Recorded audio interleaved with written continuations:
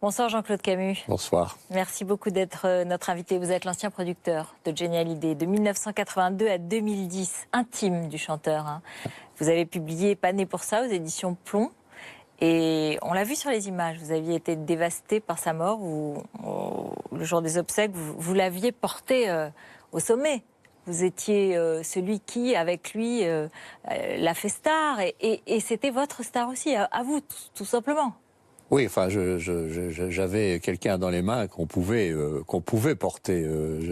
C'était la star, c'était quand même Johnny. Bon, après, on a mis tout ce qu'on pouvait, les moyens, enfin tout ce qu'on pouvait penser être bien pour lui. Enfin, Johnny sans moi, ça aurait été quand même Johnny Hallyday. Moi, pas sûr que ce soit la même chose. Donc ça, c'est de la modestie. Mais comment vous vivez ces dernières semaines après ces moments de grande émotion collective, nationale, hein, qu'on a tous vécu depuis 2 semaines maintenant, plusieurs semaines, se déchire la famille autour de l'héritage. Les enfants font part de leur douleur en apprenant que la dernière version du testament, eh bien, les déshérite, qu'ils ne recevront rien. Vous avez longtemps gardé le silence. Pourquoi vous parlez ce soir ? Je parle, oui, j'ai gardé parce que pour moi c'est très douloureux. C'est douloureux pour toute la famille. J'ai entendu tellement de choses, tellement de gens qui sont venus parler de Johnny et qui ne l'avaient pas approché depuis bien des années sans doute, qui n'étaient pas dans le cocon. Moi, j'ai assisté quand même et j'ai vécu avec Johnny son histoire familiale de Los Angeles, avec les petites, avec Laetitia. Et il y a un moment, peut-être que trop, c'est trop.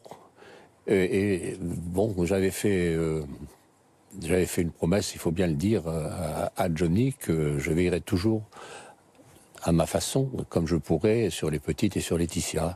Donc je prends la parole une fois, je n'apprendrai pas 2. Simplement pour dire mon désarroi devant tout ça, dire la peine que j'ai, tant pour David et Laura en l'occurrence.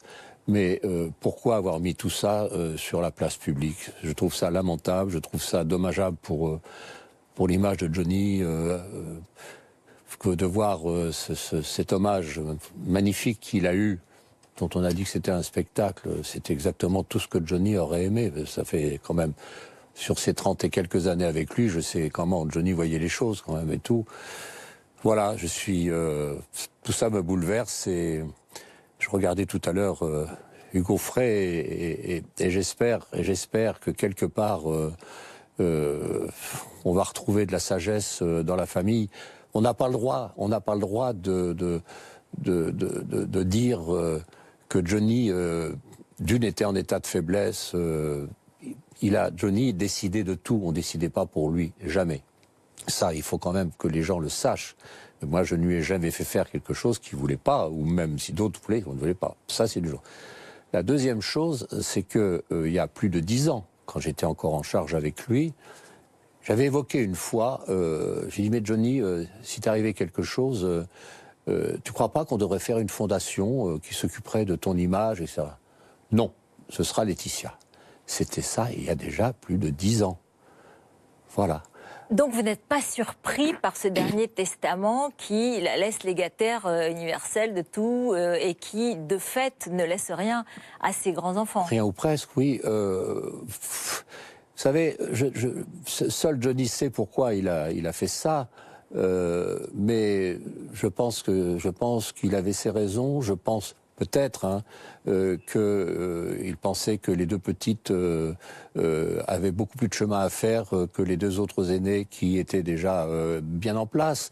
Je pense pas que dans sa tête, je peux me tromper, mais je pense pas que dans sa tête le mot déshérité lui est venu à l'esprit. Pour lui, il avait donné ci, il avait donné ça, etc. et tout. Maintenant, ils étaient grands, ils pouvaient vivre, et il fallait penser aux petites. Voilà. Je reviens quand même sur le fait que on a dit à un moment que vous aviez été écarté par Laetitia. Ça, alors voilà, je suis ravi que vous me posiez la question, parce que ça, je l'ai lu aussi, c'est faux.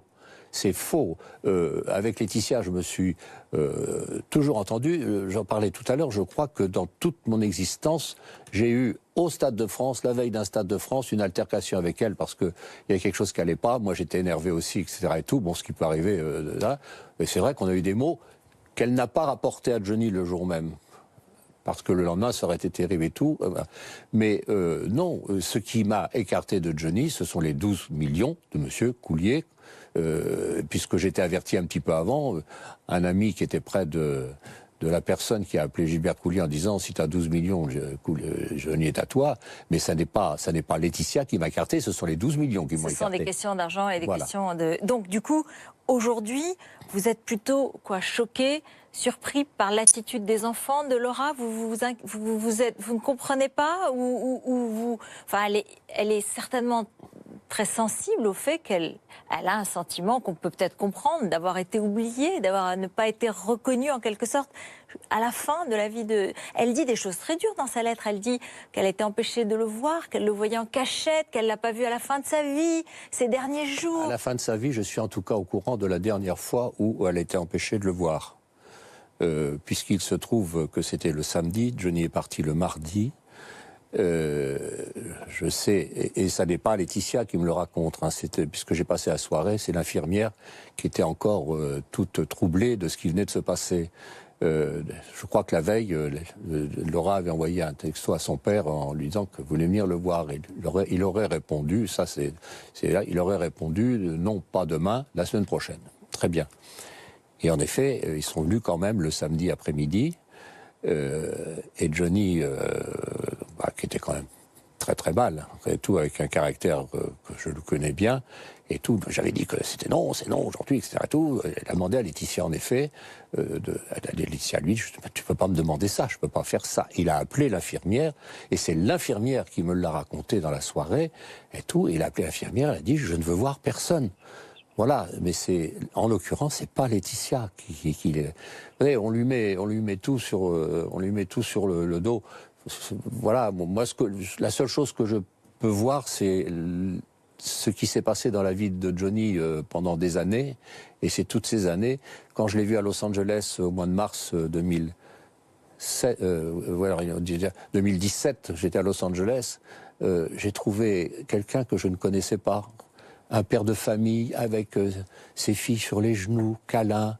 Enfin, il avait trouvé l'amour, il avait trouvé une vie de famille, sans doute parce que plus loin peut-être de toutes les folies de stars en France. D'ailleurs pour ça qu'il était à Los Angeles, il était tranquille, il pouvait avoir une vie de famille.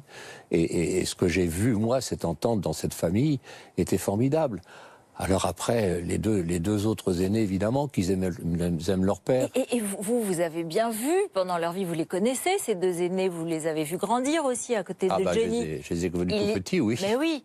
J'étais à la naissance de Laura, et puis David était... Il comptait pour Johnny. Mais bien sûr, mais après, il y a des choses que seuls Johnny et eux savent, qui les a peut-être un peu écartés. Enfin, c'est un peu compliqué. Vous savez, rentrer dans le secret des familles, c'est vraiment compliqué. Moi, je peux pas dire que Johnny n'aimait pas Laura. Je peux pas dire que Johnny n'aimait pas David. J'ai jamais entendu une chose pareille. On va écouter Sylvie Vartan. Elle a parlé. C'était quand même sa première femme. Elle a vécu 18 ans avec lui. Oui. On écoute. Je ne peux pas comprendre je ne peux pas imaginer que Johnny ait pu renier son propre sang et sa propre histoire. Je ne peux pas le comprendre. Je comprendrai jamais. J'ai vécu avec lui, je le connais très très bien. Et j'en ai jamais fait état. Et puisque je suis forcée, je veux dire, d'une certaine manière, de m'inviter dans cette espèce de débat sordide, je suis obligée de dire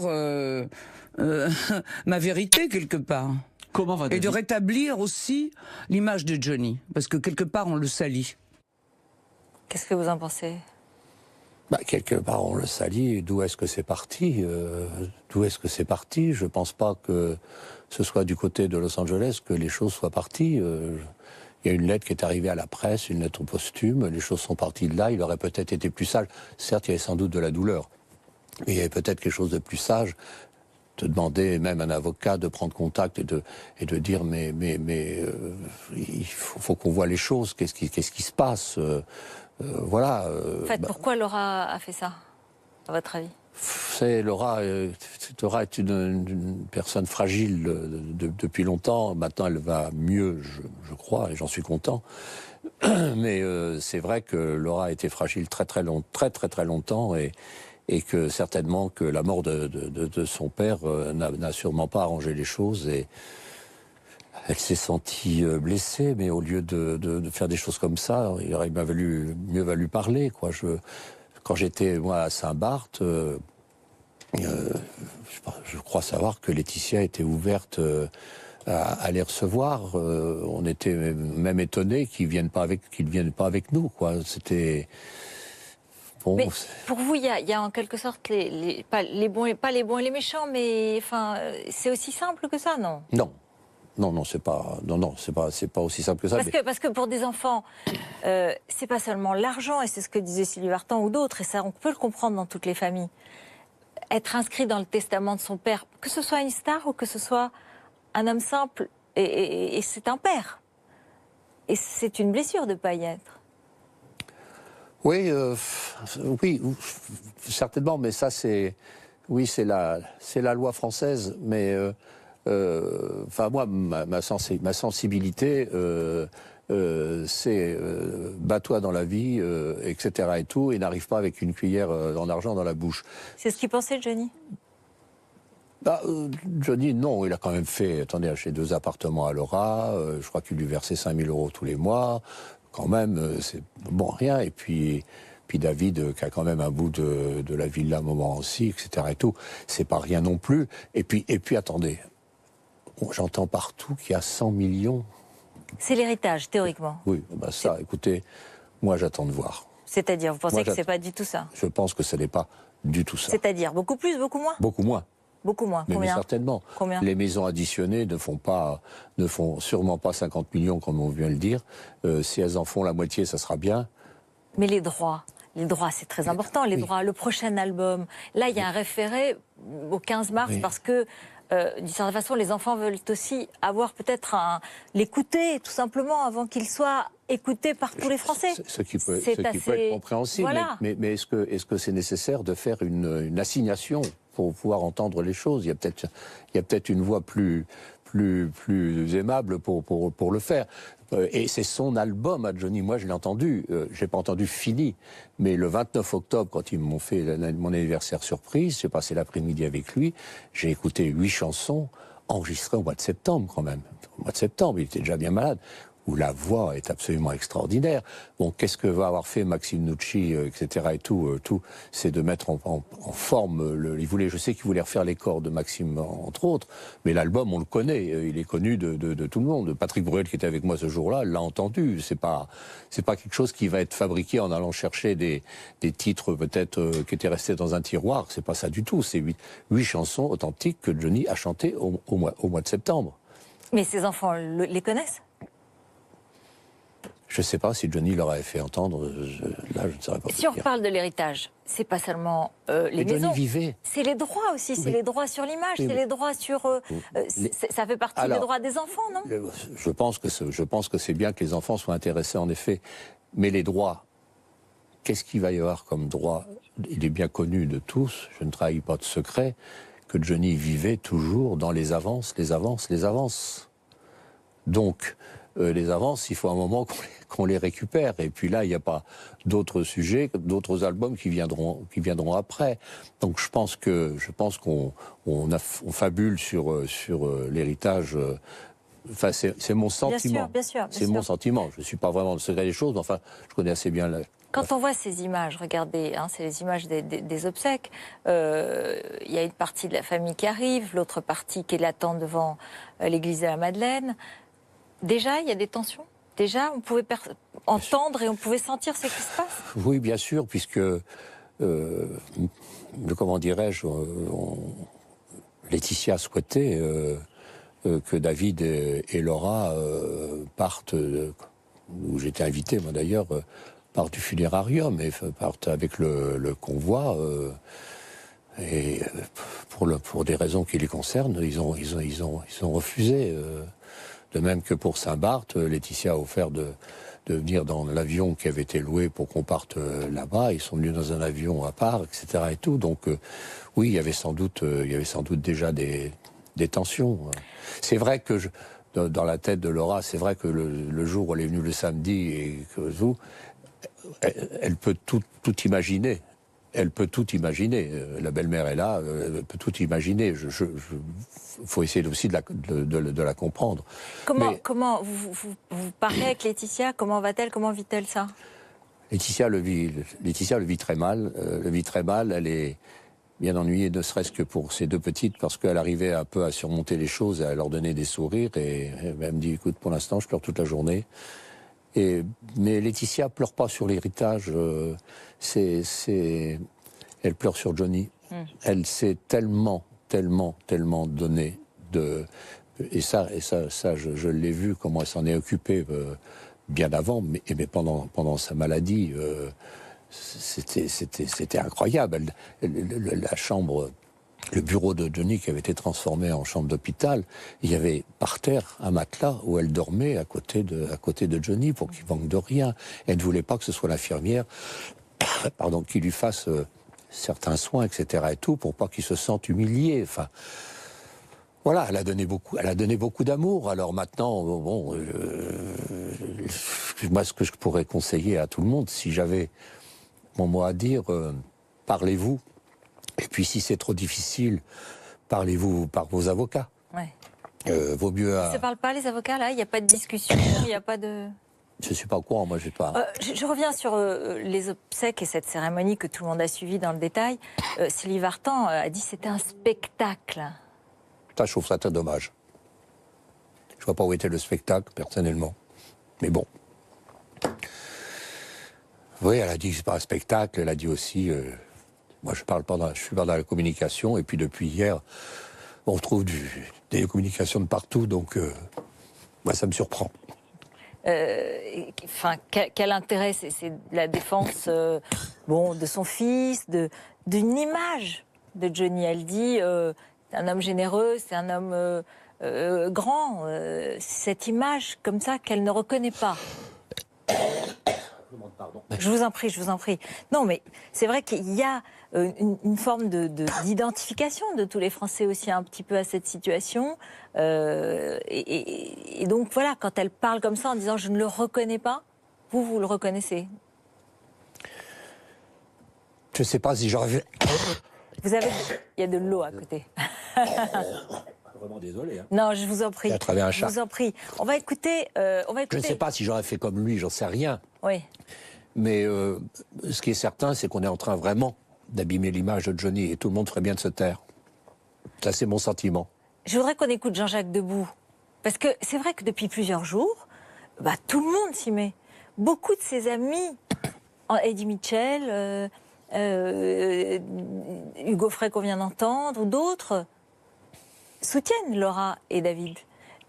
Jacques Dutronc, qui ne parle presque jamais. Jean-Jacques Debout, on va l'écouter, et vous lui avez déjà un peu répondu, de fait. Johnny m'a toujours dit un bien fou de ses enfants. Il les adorait. Ses enfants, ils n'ont pas compris. Dutronc, comme moi et comme Eddie Mitchell, on ne comprend pas du tout ce qui s'est passé. Johnny était tellement fatigué, il était usé à la fin, il n'en pouvait plus. À mon avis, il a peut-être même pas lu le truc. On lui a dit signe là, puis il a signé. Sans vraiment le lire.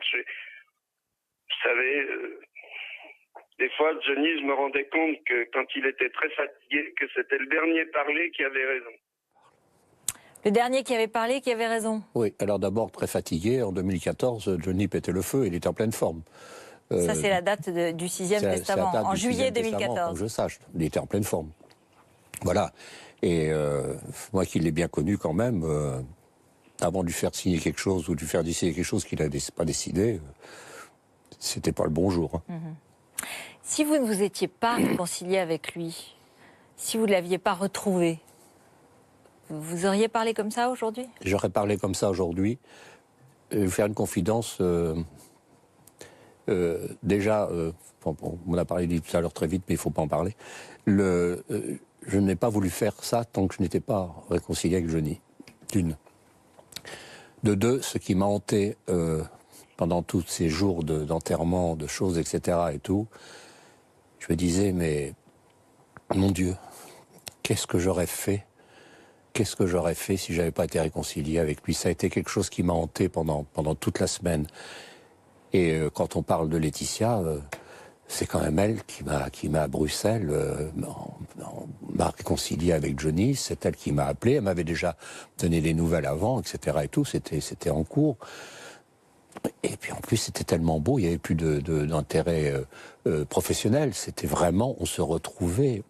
J'entends encore Johnny me dire à Bruxelles, même, qu'est-ce que je suis content de te voir et tout. Moi, les charmichettes et tout.